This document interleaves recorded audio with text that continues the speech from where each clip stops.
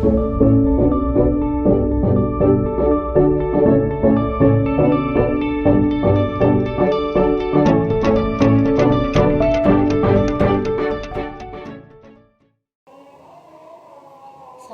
warahmatullahi wabarakatuh. Selamat malam teman-teman yang sudah bergabung.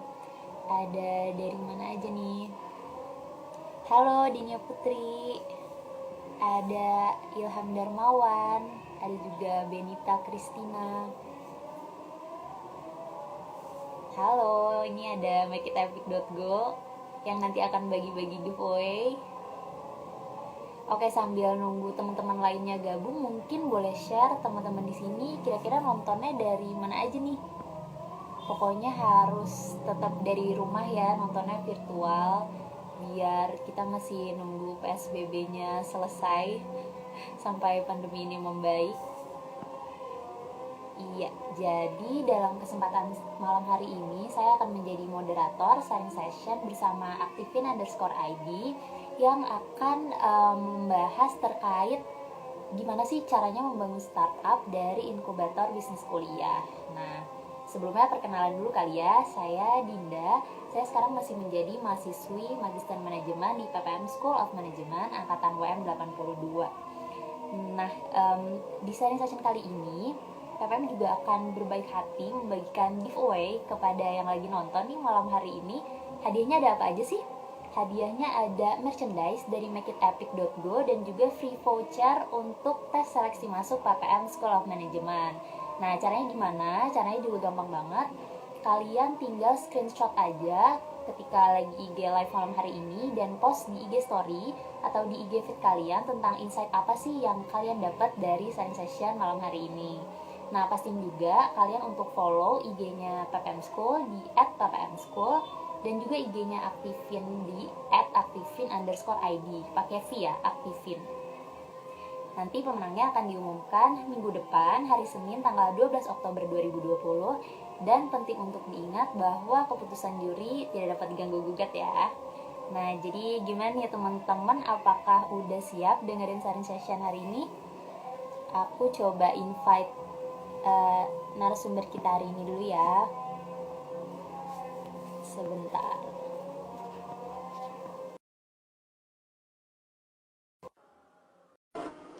Mungkin tunggu sebentar Andriana untuk gabung ya. Oke, gabung sama Halo, kita nih. Halo Andrian. halo Kak Hinda. Gimana? Apa kabarnya? Baik. Kak Hinda gimana? Baik. Iya, baik juga. Nah, jadi malam hari ini kita udah bersama co-founder dari PT Aktif Motivasi Indonesia atau yang biasa dipanggil Aktifin, yaitu Andrian Yulianto. Nah, Andrian Yulianto ini juga merupakan alumni dari Sekolah Manajemen Bisnis PPM School of Management angkatan ke-9. Nah, sesuai dengan tema hari ini, kita akan membahas tentang membangun startup dari inkubator bisnis kuliah. Jadi usaha yang dirintis oleh Andrian ini bermula dari ide tugas akhir saat kuliah di PPM. Mungkin semua juga udah penasaran ya, gimana sih cerita di balik berdirinya Aktifin ini. Ya, bisa langsung dijelasin aja nih sama Andriannya sendiri. Kira-kira gimana sih kisah awalnya dari pembentukan Aktifin ini? Dengar-dengar kan dari syarat lulus kuliah nih, gimana coba? Ya, Mungkin bisa sharing. oke.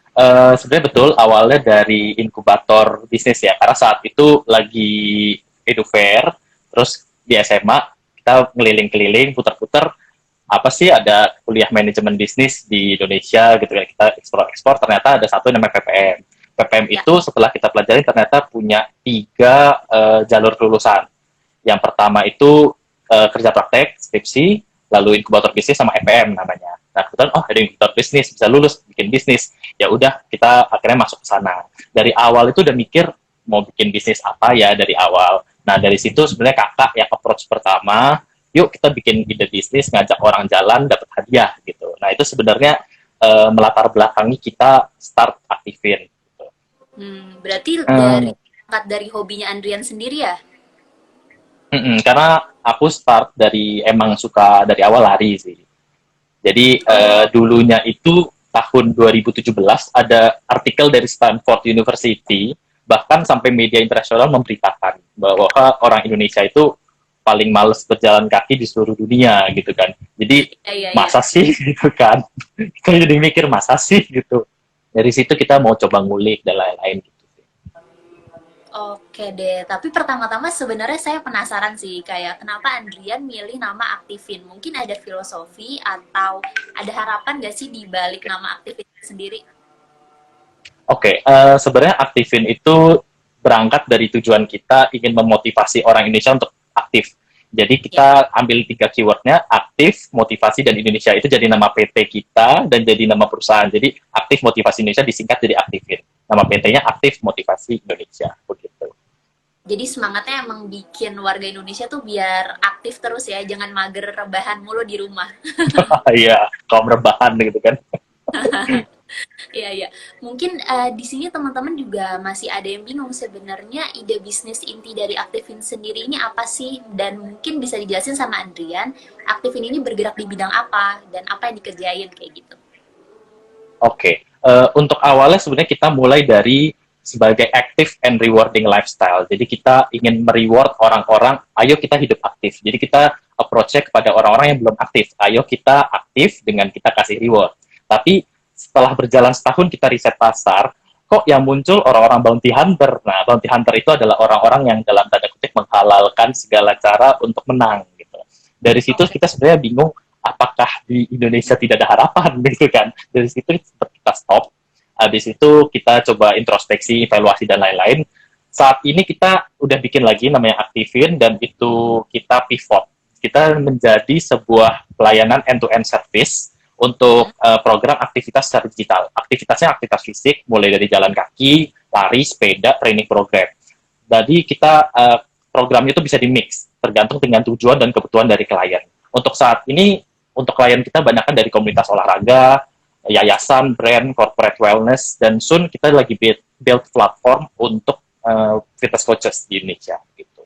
Wah, berarti lumayan banyak ya untuk pasarnya. Apalagi sekarang lagi zaman banget tentang kayak virtual run atau misalnya tracking Mm-hmm. langkah 10.000 langkah per hari kayak gitu. Berarti emang Iya, sebenarnya pasar Indonesia juga lumayan masih banyak ya yang bisa dieksplor ya. iya betul, banyak banget sih ide-ide. Mhm. Oke, jadi buat teman-teman di sini yang masih penasaran, Aktifin ini kayak gimana sih sebenarnya bisa langsung cus aja meluncur ke IG-nya Aktifin di @aktifin_id. Dan mungkin kalau misalnya mau merasakan pengalaman langsung bisa langsung download apps-nya aja kali ya di Google Play atau di Bisa, App yang jelas downloadnya gratis ya. gratis dong. Oke. Jadi, oke kembali lagi ke topik nih. Tadi kan abis dengar awal pendirian Aktifin ini, Andrian berasal dari inkubator bisnis kuliah. Nah, boleh dijelasin nggak kira-kira kenapa sih Andrian lebih milih inkubator bisnis kuliah sebagai syarat lulus dibanding bikin skripsi gitu? Sebenarnya itu dari idealisme saat kecil sih. Pertama kan sebagai anak kecil pada umumnya di Indonesia, kita lahir biasa cita-citanya mau jadi polisi. Ya sama ya, saya juga start dari polisi lewat TK.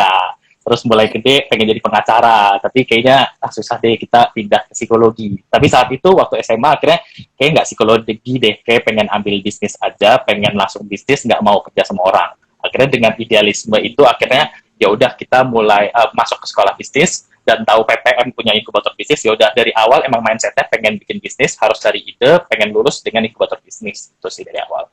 Oke, berarti sebenarnya dari PPM sendiri sangat mendukung ya untuk mahasiswanya bikin bisnis dari kuliah gitu. Iya, betul. Nah, jadi waktu itu juga sempat dengar nih, Andrian sempat ada kesempatan ke India karena info yang disediakan dari PPM. Nah, kira-kira boleh dijelasin kayak gimana keseruan waktu itu? Sorry, bisa diulang? Jadi, Andrian sempat dapat kesempatan ke India karena Oh, oke. info disediakan dari PPM. Ya, jadi saat itu sebenarnya dapat informasi dari bagian kemahasiswaan. Saat itu diketuai Bu Mita, Kak Rini, sama Mbak Linda. Dan itu saat itu dapat informasi bahwa Kemenlu buka program namanya OSTW, Outstanding Student for the World. Nah, itu udah jalan beberapa tahun, dan 2 tahun sebelumnya itu emang temanya tentang bisnis. Jadi mahasiswa-mahasiswa yang punya bisnis saat kuliah gitu. Nah, di saat itu dikumpulin, kita di briefing, ada beberapa orang yang datang, mahasiswa, dan kita disuruh masukin proposal ke Kemenlu. Dari masukin proposal itu, di filter, ada pesertanya S1 sampai S2, kira-kira kalau nggak salah ada 11 atau 12 orang, itu kita datang untuk diwawancara, seleksi, dan habis itu baru diumumin lolos. Dan setelah lolos itu, kita ada pembekalan 1 minggu di Indonesia, di Hotel Alila, lalu kita 1 minggu di India. Nah, di India itu kita ada company visit ke perusahaan-perusahaan yang besar, dari yang sampai kaku banget, sampai nggak bisa transform kemana-mana, sampai mereka minta masukan gimana ya cara transformnya. Kita sebagai perusahaan yang udah tua, susah banget untuk transform, karena mereka secara struktur udah kaku banget begitu. Nah, sampai kita datengin juga startup-startup yang dari mahasiswa, startup-startup yang udah besar, bahkan kita datengin kantor Gojek yang di India, yang di Bangalore gitu. Jadi kita total datang ke 3 kota, itu Mumbai, Pune, dan Bangalore. Oke, oke. Kira-kira dapat apa aja tuh selama pengalaman di sana di India? Wah, banyak banget sih, kita belajar gimana perusahaan besar pun masih bisa transformasi, butuh usaha yang lebih sih gitu teman, tapi it's still possible untuk mereka transformasi dari perusahaan yang tradisional menjadi online.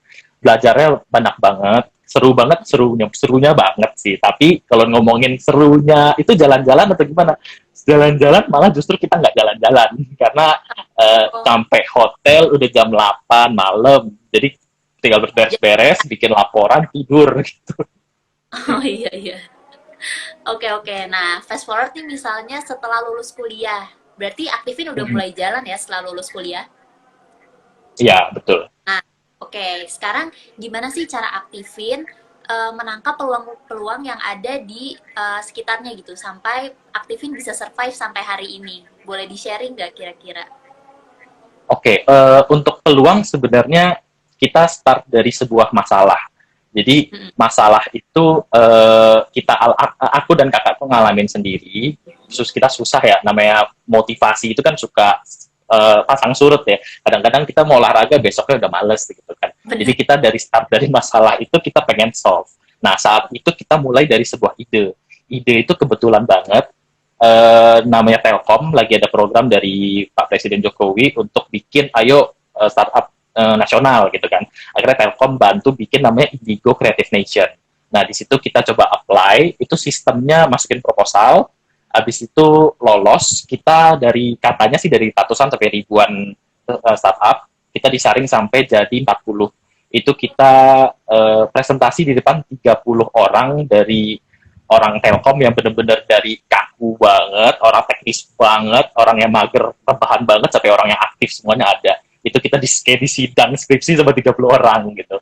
Iya Dari iya. situ udah selesai, kita disuruh pulang, tunggu kabar, terus disaring lagi jadi 20, baru kita presentasi lagi ke direksi, ke direktur utamanya Telkom, disaring lagi sampai kurang dari 10, dan itu masuk programnya, kita dapat masuk ke inkubatornya gitu Oke. sistemnya sih. Nah, Jadi kalau mungkin dari buat peluangnya sendiri, iya, gimana? gimana? Oke, dari peluangnya sendiri sebenarnya start dari masalah aja sih. Nah, masalah itu kan banyak tipe-tipenya ya. Yang aku tahu itu ada recognized problem sama unrecognized. Nah, misalkan gini, kalau unrecognized problem itu kayak Gojek. Kayak aku kan tinggal di Fatmawati. Jadi kalau Ya, mau ke kampus tuh harus naik bus, harus transit ke sana kemari. Udah gitu belum ada yang langsung ke Fatmawati, kan harus transit Kuningan, muter sampai rumah itu 1,5 jam baru nyampe ke rumah, dan itu harus beres-beres iya. lagi, besok kuliah lagi, kan repot ya. Nah, dari situ Gojek menyelesaikan suatu masalah yang sebenarnya kita ngalamin, cuma kita nggak sadar ada masalah itu. Kita udah capek naik transportasi, mahal lagi, lama. Akhirnya Curhat ya. diberdayakanlah ojol-ojol ini, gitu kan, digitalisasi gitu kan. Oke, Nah, oke. sebenarnya kalau aktifin itu dari unrecognized problem. Kita nggak tahu ada masalah ini. Kita justru recognize problem sih. Orang pengen olahraga, cuman nggak tahu harus start dari mana gitu. Hmm, Justru recognize problem itu contohnya kayak sekarang corona. Kita butuh vaksin, semua orang berlomba-lomba bikin vaksin. Itu recognize problem. Tapi benar. justru yang lebih bernilai itu pasti unrecognized problem, karena biasanya antara kita sudah punya solusinya tapi nggak nyelesain masalah, atau satu lagi emang nggak ada solusinya, dan si orang ini kepikiran aja nih bikin bisnis kayak gini gitu. Iya, iya, iya. Nah, mungkin bisa di-sharing juga nih sama teman-teman yang tertarik di dunia startup. Kira-kira gimana biar bisa dapat pendanaan yang keren-keren kayak Aktifin tadi sempat dapat project dari Kemlu, ada juga dari Telkom. Mungkin teman-teman di sini juga penasaran gimana sih tips and triknya? Hmm, hmm. Oke, Eh, sebenarnya harus dimulai dari riset sih, apapun riset pasar ya, karena kan kita harus tahu produknya ada yang pakai nggak sih, pasarnya seperti apa gitu kan. Eh, Biasanya jadi red flag itu ketika kita membuat sebuah solusi, sepertinya kita ngalamin, kita membuat sebuah solusi, oh kayak nice to have nih, nah itu harus dilihat dulu, nice to have atau must have. Nah, setelah kita tahu itu nice to have atau must have, kita harus lihat lagi pasarnya. Sebenarnya lebih besar pasarnya di luar kita sendiri itu must have atau nice to have gitu. Jadi ketika pasarnya itu besar, itu pasti banyak banget yang minat. Kalau pasarnya kecil, biasanya ada juga yang kecil pasarnya tapi tetap dapat pendanaan. Kenapa? Karena orangnya willingness to pay-nya besar. Jadi Ya, pasarnya mau bayar begitu. Jadi walaupun kecil tapi mau bayar. Biasanya nominalnya gede. Biasanya mobil mewah dan lain-lain gitu kan. Nah, yang jadi red flag itu ketika udah pasarnya kecil nggak mau bayar gitu. Jadi itu jadi red flag banget buat, biasanya kan mereka investor, yang namanya investor mereka pasti mau return, uangnya balik. Kalau ya, udah pasarnya kecil nggak ada returnnya, buat apa mereka gitu. Biasanya bener-bener. startnya dari pasarnya dan produknya itu dulu sih yang penting. Oke, nah berarti kalau misalnya tadi aku bisa simpulin, berarti yang penting itu emang riset pasar dulu ya?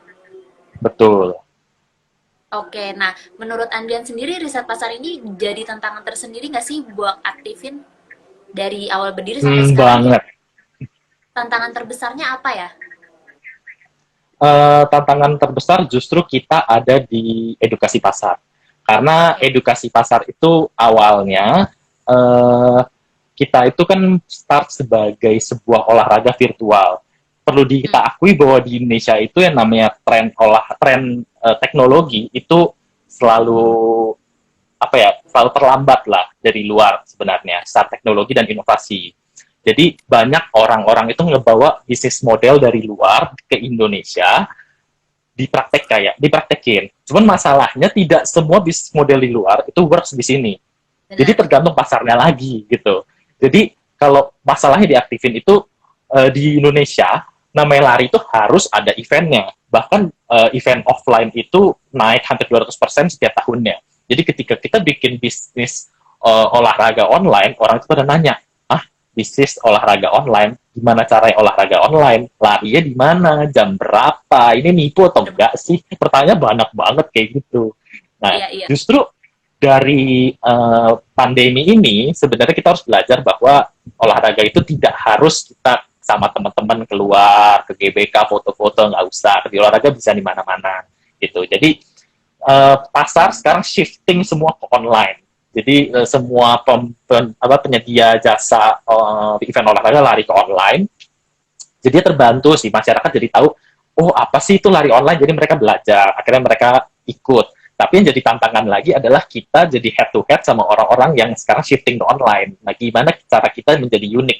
Itu menjadi tantangan tersendiri. Nah, makanya kita buat banyak tipe-tipe program yang itu membuat kita jadi beda, dan kita bisa custom juga tergantung dengan kebutuhan dari kliennya.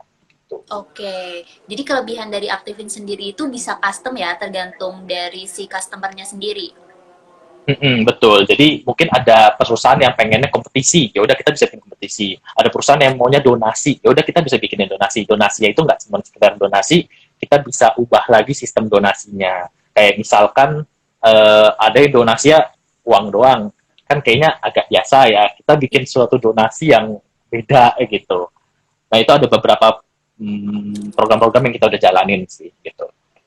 Oke, nah ngomong-ngomong tentang startup sendiri nih, kan tadi Andrian emang lebih milih pengen bikin perusahaan sendiri dibanding kerja sama orang.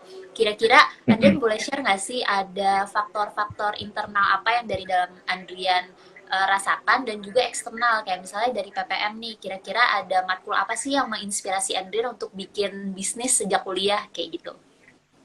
Oke, kalau untuk masalah motivasi sebenarnya balik lagi dari internal ya, karena pengennya dari awal bisnis gitu.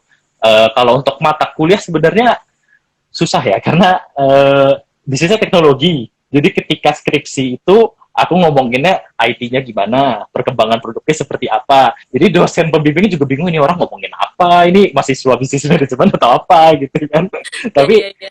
balik lagi sebenarnya yang paling berpengaruh itu justru mata kuliah customer behavior. Itu jadi awal juga aku mulai pelajarin pasar Indonesia itu kenapa sih nggak mau olahraga, apa sih yang mempengaruhi, kenapa behavioral seperti ini gitu loh. Jadi dari sana justru belajar untuk mengulik lebih dalam tentang pasar Indonesia, behavioral seperti apa gitu sih. Berarti nggak serta-merta semuanya yang tentang bisnis ya, tapi dari consumer behavior-nya bahkan bisa Hmm, dilihat lagi gitu ya. betul. Oke, oke. Nah, sekarang aku mungkin Andrian bisa cerita sekarang achievement-nya dari Aktifin sendiri udah ngelakuin project besar apa aja sih, sama mungkin bisa di-share terkait next plan-nya dari Aktifin untuk kedepannya. Oke. Kalau untuk project kita mostly penggalangan dana. Penggalangan dana kita udah bikin sama WWF untuk penanaman pohon. Lalu ada YPAC, Yayasan Pembinaan Anak Cacat Jakarta untuk bantu anak cerebral palsy. Itu salah satunya Ibu Ida, dosen PPM bidang SDM, itu pengurus di sana. Terus Oh, ada kita akhir-akhir ini bikin juga sama Deutsche Bank untuk anniversary mereka. Mereka mau ngumpulin converting step langkah harian menjadi uang yang akan didonasikan oleh grup besar mereka ke beneficiary yang sudah mereka tunjuk.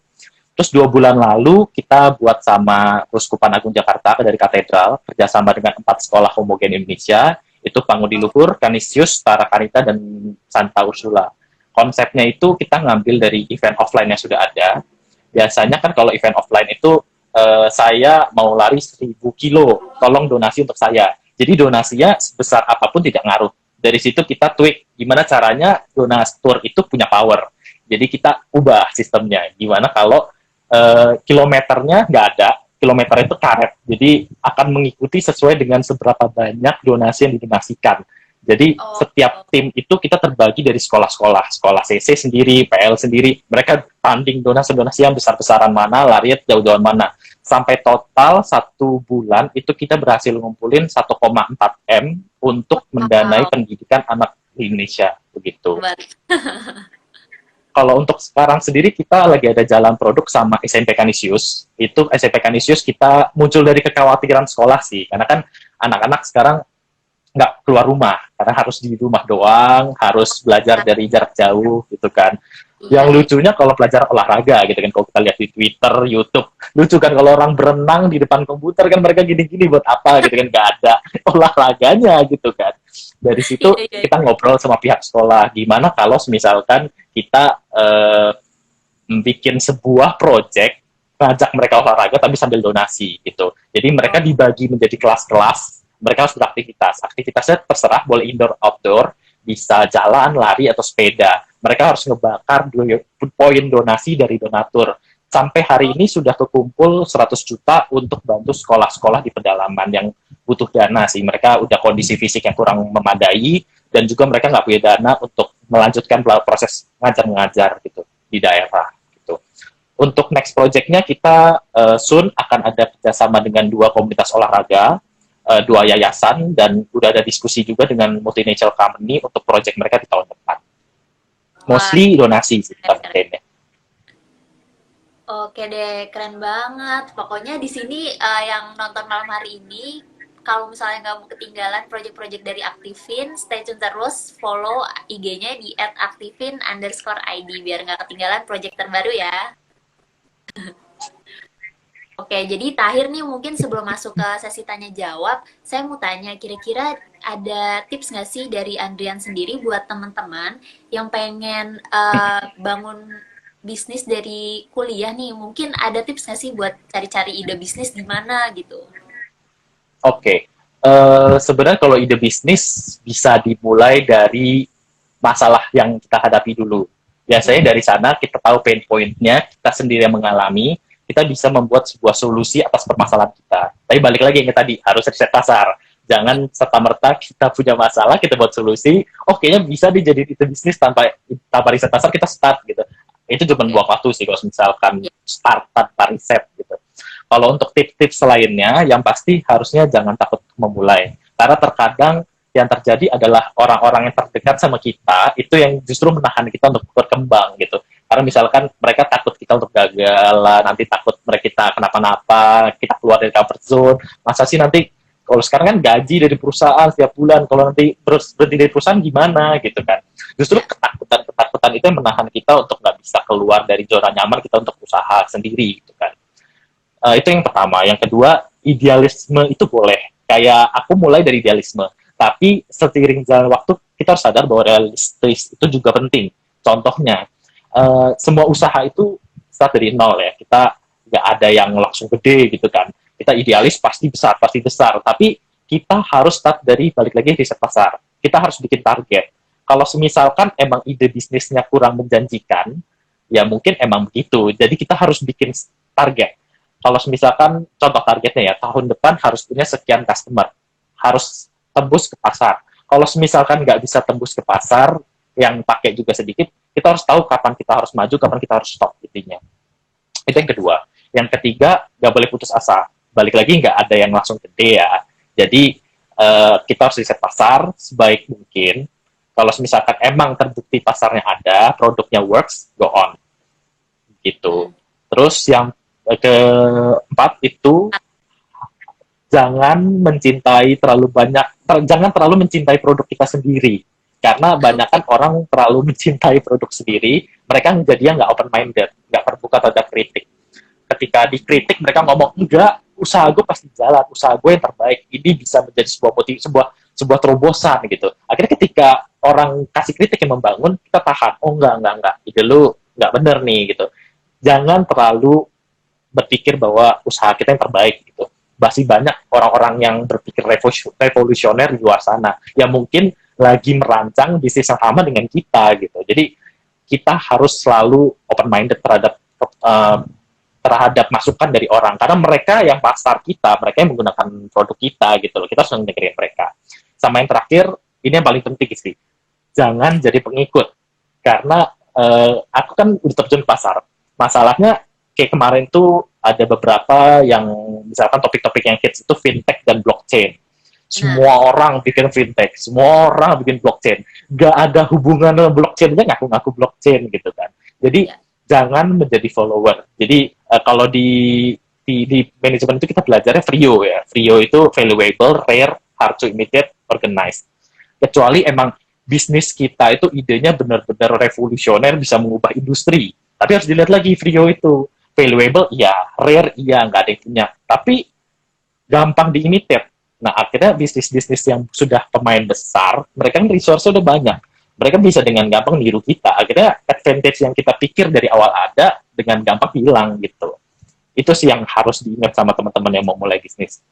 Banyak hal yang harus dipertimbangkan memang, tapi jangan terlalu takut untuk memulai. Karena kalau terlalu takut, akhirnya nggak boleh mulai gitu. Benar banget. Oke. Nah, mungkin kita langsung masuk aja kali ya ke sesi tanya jawab. Ini ada beberapa yang udah masuk pertanyaannya, aku coba bacain ya. Ada Boleh. dari Ahmad Yusran 93. Pertanyaannya, bagaimana strategi Aktifin dalam merangkul generasi milenial di era yang serba digital sekarang ini? Oke.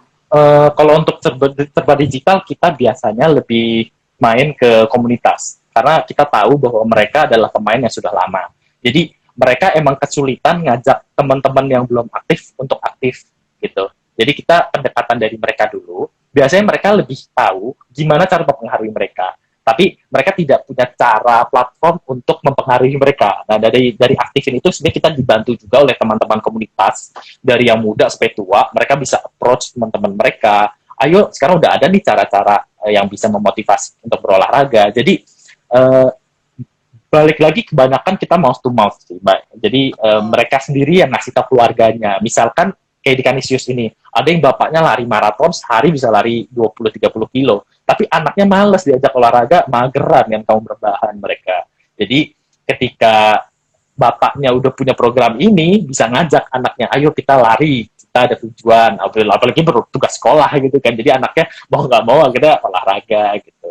Tapi dari sana setelah terbentuk habitnya, akhirnya mereka jadi sebuah kebiasaan gitu.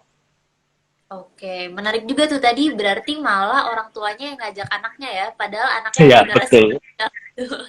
Iya. Oke, ini ada pertanyaan selanjutnya dari @endang_116. Bagaimana cara kita menarik tenan yang cocok dan sesuai dengan inkubator kita? Hmm, kalau untuk tenan sebenarnya tergantung tipe bisnisnya ya. Mm-mm. Tergantung ini bisnis apa dulu ya kalau tenan. Kalau aku sendiri nggak ada tenan, jadi banyakan bisnisnya kerjasama sih. Karena aku takutnya salah jawab kalau tenan karena bukan bidangku sih. Kalau untuk secara mungkin maksudnya secara retail atau kalau retail menarik tenan harus di online kan sih smart sekarang karena kalau pandemi ya kita mau nggak Mhm. mau harus shifting ke online juga. Jadi mau nggak mau produknya juga harus shifting ke online gitu. Karena Ya, sekarang sebab digital kan, kita nggak bisa lagi jualan offline gitu kan. oke. Nah, pertanyaan selanjutnya ya. Ini ada @irfan_din97. Bagaimana meningkatkan kualitas suatu startup pada masa pandemi saat ini? Oke, okay. Justru ini malah menjadi sebuah momen yang tepat untuk para startup berpikir tentang bagaimana mereka mengubah sistem kerja mereka sih. Bahkan justru ada riset mengatakan bahwa pandemi ini meningkatkan kecepatan perkembangan industri teknologi di Indonesia 2 kali lebih cepat daripada masa biasa. Jadi harusnya kita keadaan sekarang ini 2 tahun depan baru kayak gini. Tapi karena terpaksa semua orang shifting online dan shifting tipe bisnis, kita jadi malah makin cepat gitu. Jadi kalau di masa pandemi ini justru harus balik lagi ke tipe bisnisnya. Kita harus mikir lagi bagaimana kita mendigitalisasi yang belum digital. Misalkan kayak olahraga, balik lagi ya, olahraga offline, kita kebiasaan olahraga offline. Aduh, kita orang-orang akhirnya biasanya kalau olahraga kan punya target ya. Jadi Iya. mereka pengen ikut ini, pengen ikut itu, tapi semua event offline off, internasional maupun nasional. Akhirnya kita harus mikirin gimana caranya online kan mereka. Dari situ justru pasar akan menerima dengan baik gitu. Semua ide yang mendigitalkan gitu. Mhm. Baik, nah ini ada satu pertanyaan lagi. Apa aja sih keunggulan Aktifin dibandingkan platform yang lain, baik dari segi kegunaan maupun fiturnya? Oke, kalau ini agak menarik nih, agak teknis. uh, kalau Activin sendiri sebenarnya Sekalian start dari posting mungkin ya. sebuah mekanis, dari sebuah, oke, sebenarnya Activin sendiri start dari sebuah apa ya, pemikiran kita bahwa namanya olahraga itu harus dibuat se-fun mungkin. Jadi jangan sampai orang mikir olahraga, aduh udah capek duluan gitu kan, disuruh lari nih, disiksa, Ya, dibangun ya. pagi nih gitu kan. Jadi kita membuat sebuah ide bisnis yang gimana caranya kita olahraga itu kayak main. Jadi kita membuat banyak tipe olahraga. Misalkan leaderboard. Leaderboard itu ketika orang berantem sama orang lain banyak-banyakan kilometer. Tapi jangan sampai leaderboard ini orang yang baru mulai olahraga head to head sama orang yang sudah sering banget berolahraga. Karena kan mereka pasti motivasinya kan hilang kan. Kita nggak mungkin Benar. bisa head to head sama mereka.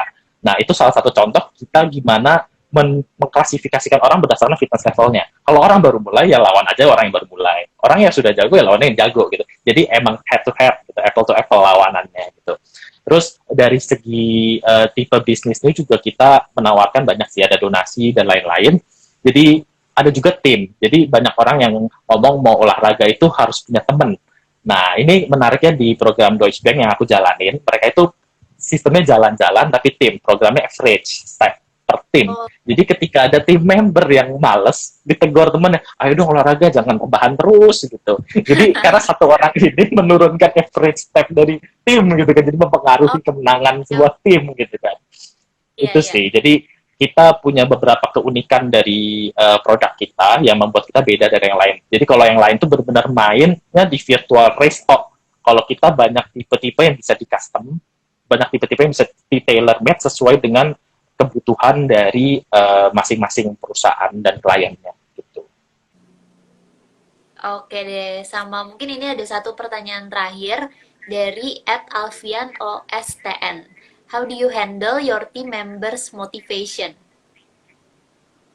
Oke, kalau untuk motivasi ini sebenarnya ada yang sebutannya ESOP kalau di startup ya. ESOP Mm. itu seperti kalau kita startup baru itu kan uncertainty-nya tinggi.